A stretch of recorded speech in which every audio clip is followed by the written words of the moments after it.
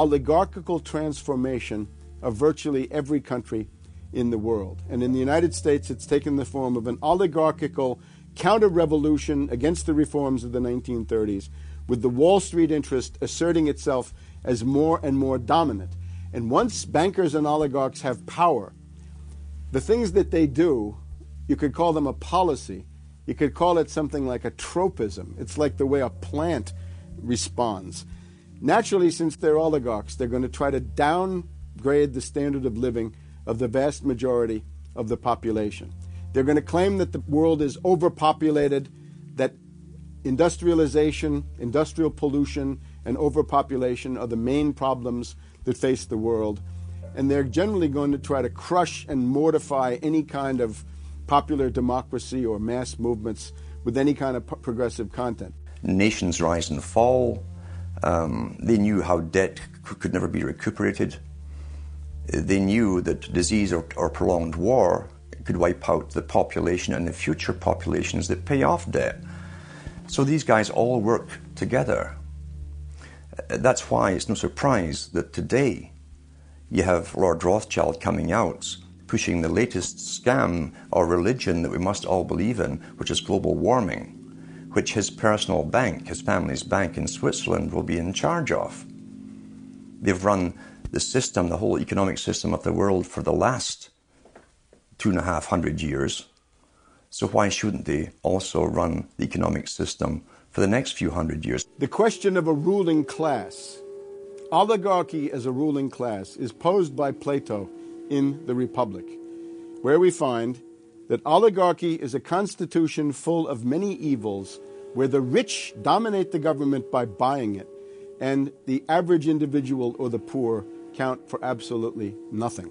Oligarchy is a frame of mind. In other words, if you're a banker, this is already a worldview. It's a world outlook, and it implies the policies that have got us here, right? Malthusian policies, zero growth policies, driving down the standard of living, attempts to wipe out all kinds of mass institutions that might be a countervailing force.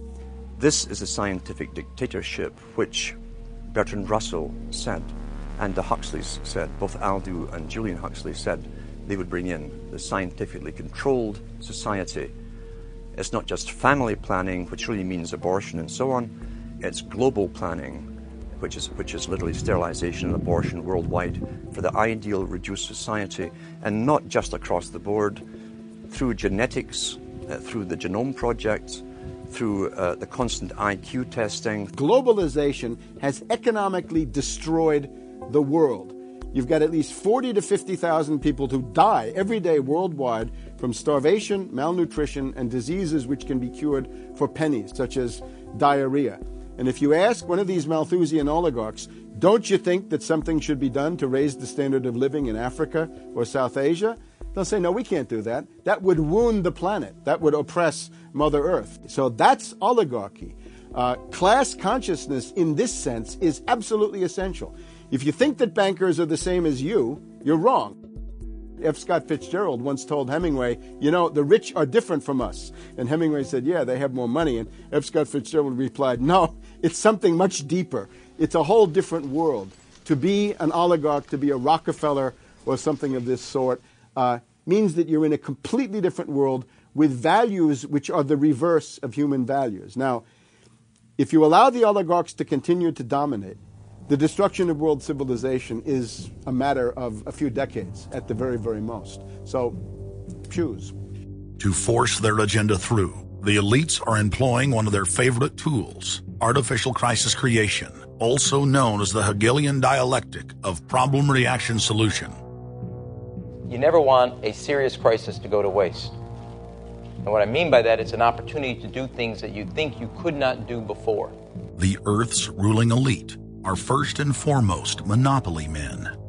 The founder of the Rockefeller clan summed it up simply when he said, competition is a sin. Rockefeller himself said that competition was a sin.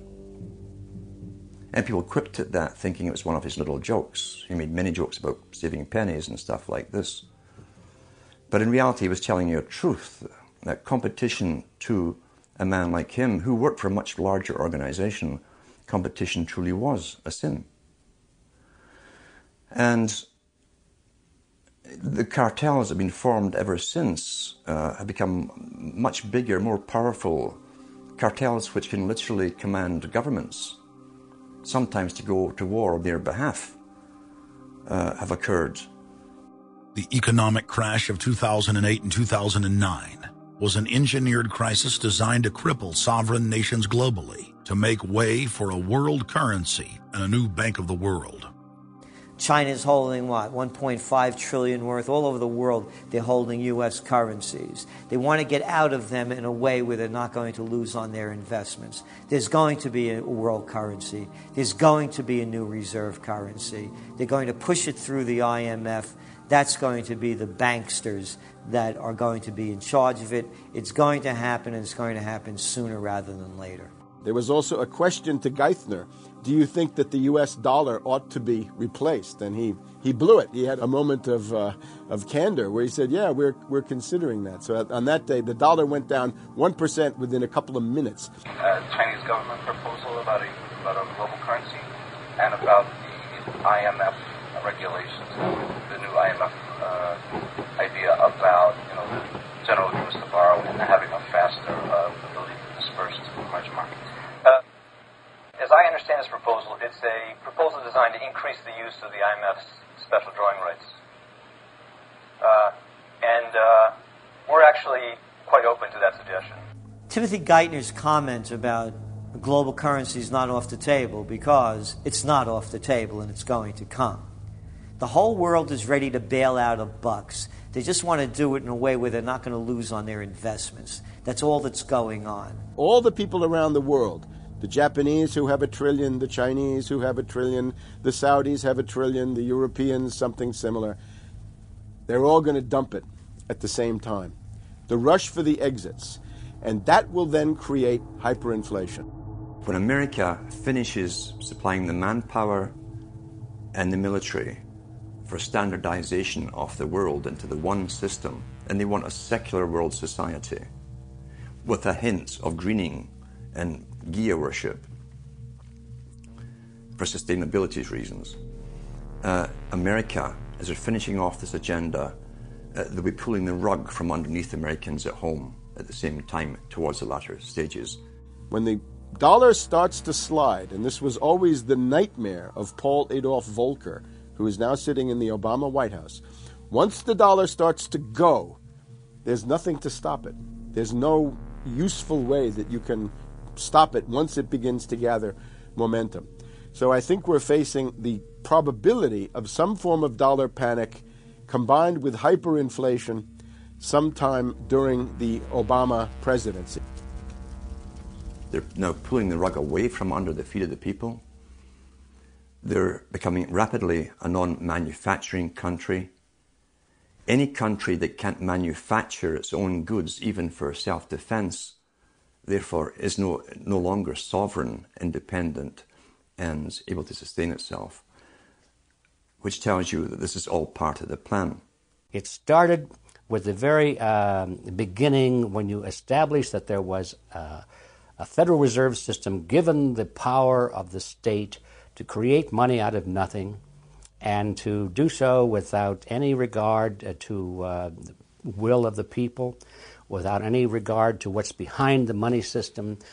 In other words, strictly political and economic motives for the bankers and the politicians. Once you granted that power to a group, the Federal Reserve System, the economic crisis was inevitable. This has happened before. Every time in history when the government was given the power, or a group of banks in conjunction with the government was given the power to expand the money supply at will, those economic systems always wound up in crisis and always collapsed.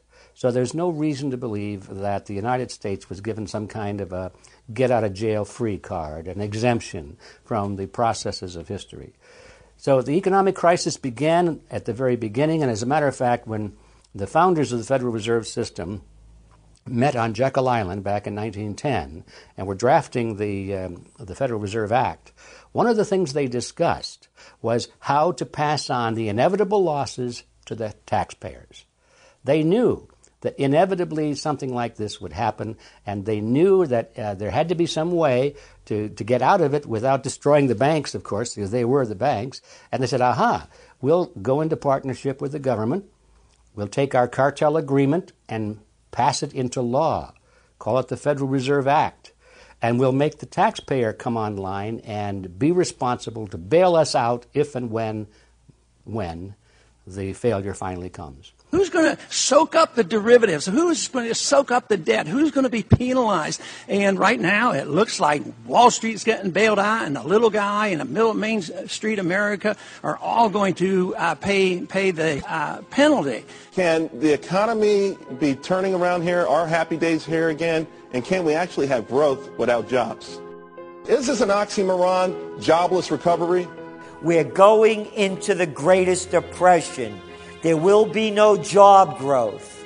Unemployment will continue to escalate. Along with it, so too will crime, poverty, kidnappings, boss snappings.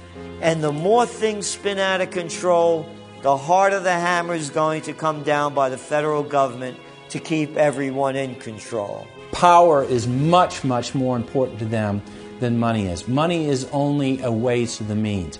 Power is the end result. The elite's main goal is to destroy national sovereignty and individual independence. To consolidate their grip on power, the banksters create artificial debt bubbles that are mathematically impossible to pay back. These are those sinister, toxic assets, the complex financial instruments that they talk about but never really name. They're paper based on paper. They're credit default swaps, collateralized debt obligations, mortgage-backed securities, asset-backed securities, structured investment vehicles, auction-rate securities, and so on down the line.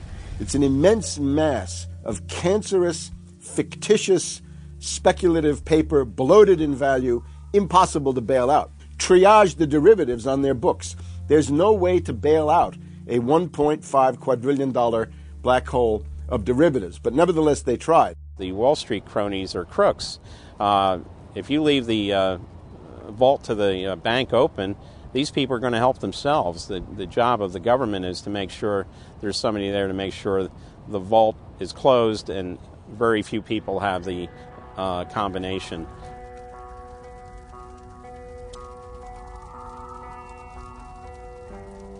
I'm William K. Black, Associate Professor of Economics and Law at the University of Missouri at Kansas City. I was a senior regulator in a number of different positions during the heart of the savings and loan crisis. On a staff level, I led the re-regulation of the savings and loan industry.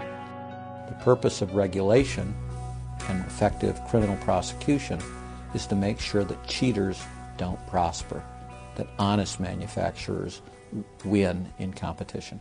The primary driver of the current crisis is accounting control fraud. These are frauds led by the CEOs of the major lending institutions and major banks and institutional buyers of toxic waste product. How did it start? It started with mortgages, particularly non-prime mortgages. In September of 2004, the FBI warned that there was an epidemic of mortgage fraud, their words, and that this epidemic of mortgage fraud would cause an economic crisis at least as large as the savings and loan debacle if it wasn't stopped.